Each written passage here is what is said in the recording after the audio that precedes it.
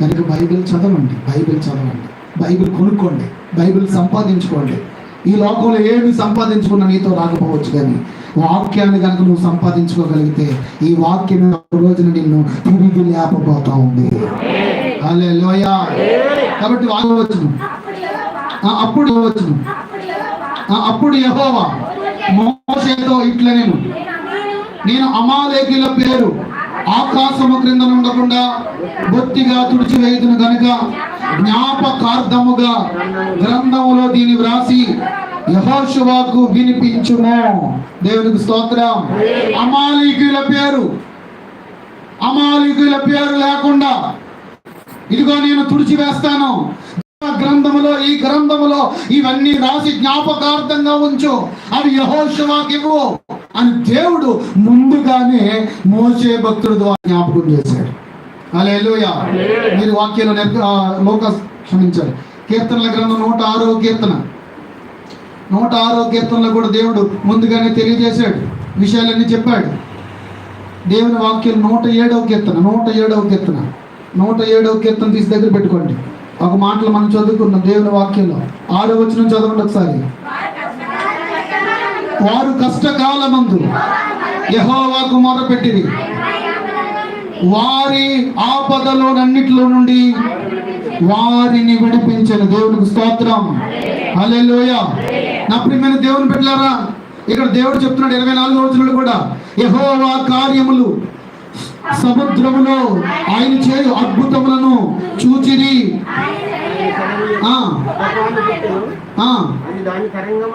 అది దాని తరంగముల పైకెత్తెను.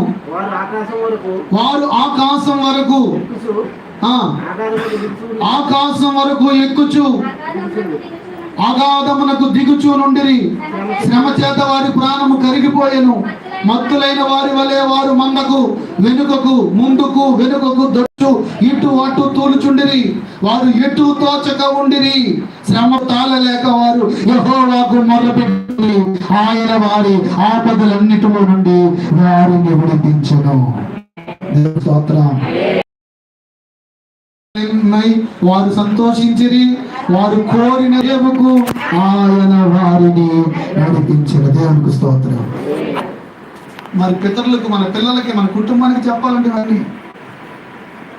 వాళ్ళు సముద్రం దాటిపోయినప్పుడు ఎలాంటి కార్యాలు దేవుడు చేశాడు, సముద్రం అడ్డు వచ్చినప్పుడు దేవుడు ఎలాగ 2 పాయలు చేశాడు, ఏమండి వాళ్ళకి ఆకలి వేసినప్పుడు ఆహారాన్ని ఎలా ఇచ్చాడో, వాళ్ళకి దాహం వేసినప్పుడు దాహాన్ని ఎలా ఇచ్చాడో తన పిల్లలకి చెప్తున్నారంటే వారు కష్టకాలంలో మొరపెడతా ఉన్నప్పుడల్లా దేవుడు వారి మొర విని వారికి సహాయం చేసుకుంటూ వచ్చాడు. దేవునికి స్తోత్రం కలుగుతుంది. ఈ రోజు మీ అందరికీ చెప్తా ఉన్నాను, జీవ గ్రంథంలో, బైబిల్ గ్రంథంలో రాయబడిన ప్రతి మాటను దేవుడు మనకి జ్ఞాపకార్థంగా ఉండడానికి, మనకి ఈ యుగమందున్న మనకి పౌలు గారు అంటారు, ఈ యుగమందున్న మనకి బుద్ధి కలగడానికి వాక్యాలు రాయించాడు. హల్లెలూయా. ఏమండి, లోతు భార్య ఏం చేసింది? వెనక్కి తిరిగి చూసింది. లోతు భార్య గురించి బైబిల్లో ఎందుకు రాశాడు దేవుడు అంటే, వెనక్కి తిరిగే స్వభావం మనకి ఉండకూడదు. ఆ వెనక్కి తిరిగే స్వభావం అది మనది కాదు. మనము ముందుకే వెళ్ళాలి. పౌలు గారు అన్నారు, మన ఎదుట ఉంచబడిన పందెంలో ముందుకే వెళ్ళాలి తప్ప వెనక్కి చూడకూడదు. No turning back. నేను వెనక్కి తిరగను. నువ్వు దేవుని నమ్ముకున్నావా? యేసు ప్రభు సన్నిధికి వస్తున్నావా? వాక్యం వింటున్నావా? బాప్తిజం పొందుకున్నావా? వెనక్కి తిరగొద్దు. ఆచారాల పద్ధతి వైపు, లోకంలో ఉన్న ఆశలు, ఆలోచనల వైపు తిరగొద్దు. నువ్వు నో టర్నింగ్ బ్యాక్ అనుకోవాలి. నేను వెనక్కి తిరగను, ముందుకే వెళ్ళిపోతాను. ఎందుకంటే సజీవుడైన దేవుని నేను నమ్ముకున్నాను.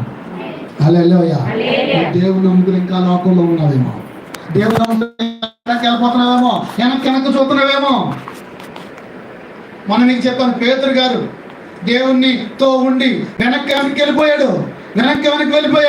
అలాంటి వ్యక్తితో దేవుడు చెప్పాడు, దూరంగా ఉండి అతన్ని వెంబడిస్తున్నప్పుడు, యేసు ప్రభువుని వెంబడిస్తున్నప్పుడు చెప్పాడు, పేతురు నువ్వు నా పండవయ్యా, నీ మీద నా సంఘాన్ని కడతాను. నువ్వు వెనక్కి ఉండొద్దు.